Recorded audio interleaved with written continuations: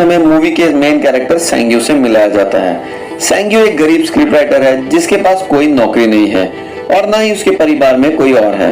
वो पिछले 6 महीने से ठीक से सो नहीं पाया क्योंकि जैसे ही वो सोता था उसको सपने में एक दानव आकर उसको मारने की कोशिश करता और हर बार उसकी नींद आधी रात को खुल जाया करती थी। फिर हमें करंट टाइम दिखाया जाता है जहाँ सेंग्यू सो रहा होता है और रात में सपने में वो एक दानव को देखता है जो फिर उसको मारने की कोशिश करता है।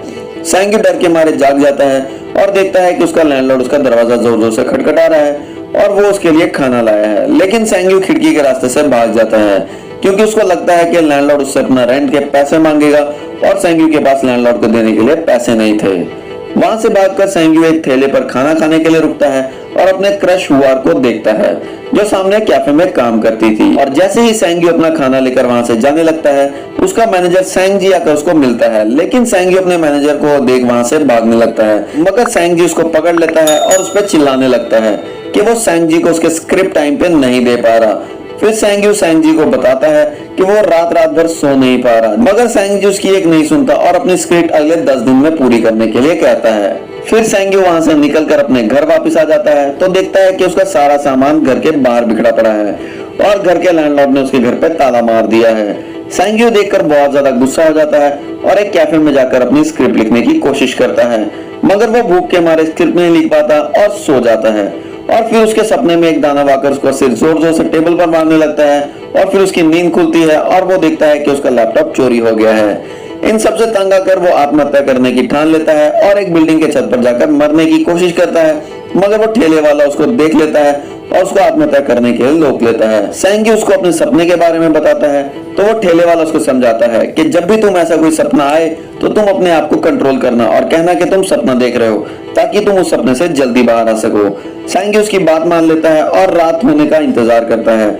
सेंग्यू रात को खाने के पैसे जुगाड़ने के लिए अपना फोन बेच देता है और पास की एक दुकान पर जाकर कुछ चोरी करने की कोशिश करता है मगर फिर वो सीसीटीवी देखकर अपना इरादा बदल देता है। फिर वो खाना खरीदकर उस दुकान के बाहर खाने लगता है और सो जाता है और फिर एक बार उसको सपना आता है और वो दानव उसको अपनी तलवार से मारने की कोशिश करता है मगर इस बार सेंग्यू उस आदमी की बात याद करता है और कहता है कि ये सिर्फ एक सपना है और उसका सपना टूट जाता है। और फिर वो रियलाइज करता है कि जिस तलवार से वो दानव उसकी जान लेना चाह रहा था वो उसके बगल में गिरी हुई है। सेंग्यू उस तलवार को देखकर उठाता है और अगले दिन सुबह एक दुकान में जाकर उसे बेच देता है जिसको वो 20,000 युआन में बेचता है। सेंग्यू उस पैसे से अपने लिए कुछ अच्छे कपड़े और खाने के लिए खरीद लेता है और एक होटल में जाकर रहने लगता है।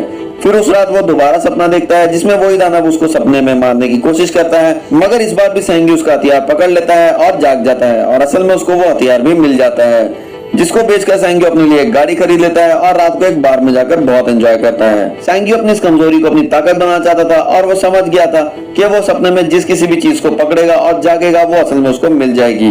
उस रात सेंग्यू एक म्यूजियम का ऐड एक मैगजीन में देखता है और उसका सपना इमेजिन करने लगता है और सपने में ठीक वो उसी म्यूजियम में पहुंच जाता है और उस दानव का इंतजार करने लगता है। इस बार वो दानव एक गन लेकर सेंग्यू को मारने आता है और सेंग्यू इस बार कुछ भी उठाने में कामयाब नहीं होता। उल्टा सपने में उसको दानव मार देता है और उसकी नींद टूट जाती है। सेंग्यू अपने काम को पूरा करना चाहता था इसलिए वो फिर एक बार नींद की गोलियां खाकर दोबारा उस म्यूजियम का सपना देखता है और वहां से 2 एंटीक चुराने में कामयाब हो जाता है और उनको एक डीलर को बेचकर अच्छा खासा पैसा कमा लेता है। सेंग्यू को अगले दिन उसका मैनेजर पकड़ लेता है और उससे अपने पैसे वापस मांगता है तो सेंग्यू उसको एक रेस्टोरेंट में ले जाता है और उसको पैसे वापस कर देता है ये कहकर कि अब उसने स्क्रिप्ट लिखना बंद कर दी है। अगले दिन सेंग्यू को पता चलता है कि हुआर अपने कैफे बेच रही है और वो हुआर के पास जाकर उसको पूछता है कि वो अपना कैफे क्यों बेचना चाहती है तो हुआर उसको बोलती है कि उसका कैफे बहुत लॉस में चल रहा है इसलिए वो कैफे को बेचना चाहती है। यह सुनकर सेंग्यू हुआर का कैफे खरीद लेता है और उसको अपना पार्टनर बना लेता है। इधर सेंग्यू और सेंजी एक बार में बहुत ज्यादा शराब पी लेते हैं और सेंजी सेंग्यू को छोड़ के उसके होटल में आता है और उसकी सच्चाई जानने के लिए उसके होटल रूम में छुप जाता है। कुछ टाइम बाद वो सेंग्यू को देखता है कि सेंग्यू के हाथ में अपने आप ढेर सारी सोने की चेन्स आ गई है। ये देखकर वो सेंग्यू को इसका राज पूछता है तो उसको अपने सपने के बारे में बताता है और उसको अपना पार्टनर बना लेता है। अब सेंग्यू अपने सपने में कुछ भी कर सकता था जो उसको रियल लाइफ में भी मिल जाती थी। कुछ दिन बाद वो हुआन के कैफे में सेंजी की मदद से ढेर सारे क्लाइंट्स भेजता है और उस ठेले वाले के पास पैसों से भरा एक बैग छोड़कर चला जाता है जिसने सेंग्यू की मदद की थी। उसी रात वो हुआर को अपनी कार ड्राइव करने के लिए देता है और उसको बोलता है कि ये कार उसने हुआर के लिए खरीदी है। हुआर को लगता है कि सेंग्यू एक बहुत ही बड़ा स्क्रिप्ट राइटर है जिस वजह से उसके पास इतना सारा पैसा है। उसी रात को वो दोनों एक मूवी देखने जाते हैं। मूवी देखते हुए हुआर सेंग्यू को बोलती है उसकी लिखी हुई मूवीज कब रिलीज होंगी, तो सेंग्यू हुआर को बोलता है कि बहुत जल्द और उसकी शूटिंग अभी चल रही है। सेंग्यू अपना झूठ हुआर के सामने नहीं आने देना चाहता था, इसलिए वो एक मूवी की स्क्रिप्ट लिखता है और सेंग जी को पढ़ने के लिए देता है। सेंग जी को स्क्रिप्ट बहुत ज्यादा पसंद आती है और वो दोनों एक मूवी डायरेक्टर को हायर करके उस स्क्रिप्ट पर मूवी बनाने के लिए कहते हैं और सबसे बड़े स्टार को कास्ट करने के लिए कहते हैं ताकि उसकी मूवी हिट हो जाए। फिर सेंग उस मूवी की एक बहुत बड़ी लॉन्च पार्टी रखता है जिसमें उसके करियर के बारे में भी बताया जाता है, जो कि बिल्कुल मनगढ़ंत होता है। वो लोग एक प्रेजेंटेशन प्ले करते हैं जिसमें बताया जाता है कि सेंग ने बहुत सारी हिट मूवीज की स्क्रिप्ट लिखी है, मगर उसने कभी भी कोई क्रेडिट नहीं लिया क्योंकि वो दुनिया घूमना चाहता था। कुछ दिन बाद सेंग फिर एक सपना देखता है और एक ऐसी जगह पहुंच जाता है जहां बहुत सारा सोना होता है और एक मॉन्ग अपनी समाधि में लीन होता है। सेंग उसकी बेल्ट निकालने की कोशिश करता है, मगर वो जैसे ही बेल्ट को टच करता है उसका हाथ गायब होने लगता है, मगर वो हार नहीं मानता और उस मॉन्ग का बेल्ट निकाल लेता है। वो मॉन्ग सेंग की चेस्ट पर 2 उंगलियां फेरता है और सब चीज गायब होने लगती है और उस दिन वो दानव भी नहीं आता। अगले दिन सेंग हुआर को ठीक उसी बिल्डिंग के छत पर लेके जाता है जहां से वो आत्महत्या करने वाला था और वो हुआर से अपने प्यार का इजहार करता है। फिर वो दोनों हुआर के अपार्टमेंट में वापस आ जाते हैं। जैसे ही हुआर फ्रेश होने जाती है तो सेंग के छाती पर कोई चीज वार करती है और जब वो शीशा देखता है तो उसको पता चलता है कि उसकी छाती पर ठीक वही निशान पड़े हैं जहां सपने में उस मॉन्क ने अपनी उंगलियां फेरी थी।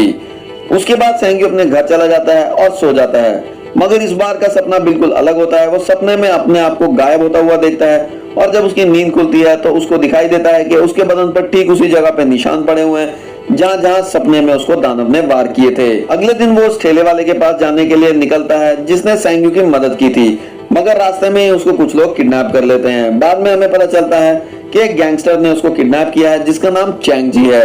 सेंग उसको अपनी रिहाई के लिए बोलता है तो चैंग जी उससे 10 मिलियन युआन की डिमांड करता है जो सेंग देने के लिए तैयार हो जाता है। फिर सेंग जी को पैसे लेकर बुलाता है, मगर उस गैंगस्टर के लोग सेंग जी को भी किडनैप कर लेते हैं और ज्यादा पैसों की डिमांड पर मजबूरन सेंग उन गैंगस्टर को अपने घर लेके जाता है जब उसने ढेर सारे एंटीक छुपा के रखे हुए थे। वो गैंगस्टर सेंग को और उस एंटीक के चुराने का राज पूछते हैं, मगर वो कुछ नहीं बताता। इतने में वहाँ हुआन आ जाती है और उसको भी गैंगस्टर किडनैप कर लेते हैं, मगर मौका देखकर सेंग हुआर और सेंग जी वहाँ से भागने लगते हैं और वो गैंगस्टर पीछा करते करते सेंग जी को मार देते हैं और हुआर भी बेहोश हो जाती है।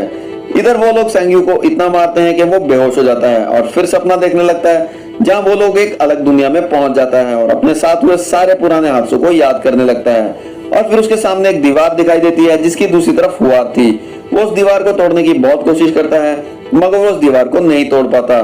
फिर देखते ही देखते वो उस दानव में बदलने लगता है जो सेंग पर अटैक करने के लिए आया था और फिर वो दानव उस दीवार को तोड़कर उसकी दूसरी तरफ चला जाता है जहां वो उन सभी गैंगस्टर को मार देता है और हुआर और सेंग जी को भी मार डालता है। इसके बाद वहां पड़ी सारी चीजें अपने आप गायब होने लगती है और फिर सीन शिफ्ट होता है ठीक उसी टाइम पर जहां सेंग शुरुआत में एक डिपार्टमेंटल स्टोर के बाहर होता है। उसको आकर हुआर अपने साथ लेकर जाती है और खाना देती है और उसको बताती है कि वो जानती है कि सेंग हुआर को रोजाना देखता है। फिर हुआर सेंग को अपने कैफे में काम पर रख लेती है और उसको एक लैपटॉप भी गिफ्ट करती है ताकि वो अपनी स्क्रिप्ट राइटिंग का काम आगे बढ़ा सके।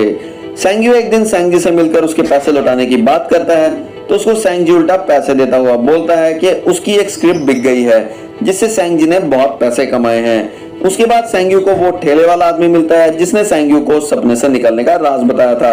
वो सेंग को उसके पैसे का पैकेट लौटाता है और उसको बोलता है कि उसको सेंग के बारे में सब कुछ पता है और सेंग की तरह उसको भी ऐसे ही सपने आते थे, मगर उसने वो रास्ता छोड़कर मेहनत से पैसे कमाना शुरू कर दिया है। इसके बाद हमें फिर मूवी का लास्ट सीन दिखाया जाता है जहां हमें पता चलता है कि वो दानव आज भी सेंग का पीछा कर रहा है और इसी के साथ साथ मूवी का भी एंड हो जाता है। तो दोस्तों आज की वीडियो में इतना ही। उम्मीद है आपको ये मूवी एक्सप्लेनेशन पसंद आई होगी। अगर आपको ये वीडियो पसंद आई तो इस वीडियो को लाइक कर दीजिए और अपने दोस्तों के साथ शेयर करना मत भूलिएगा। हम मिलते हैं आपसे अपनी अगली वीडियो में एक और मूवी एक्सप्लेनेशन के साथ। तब तक के लिए bye bye, take care and stay safe.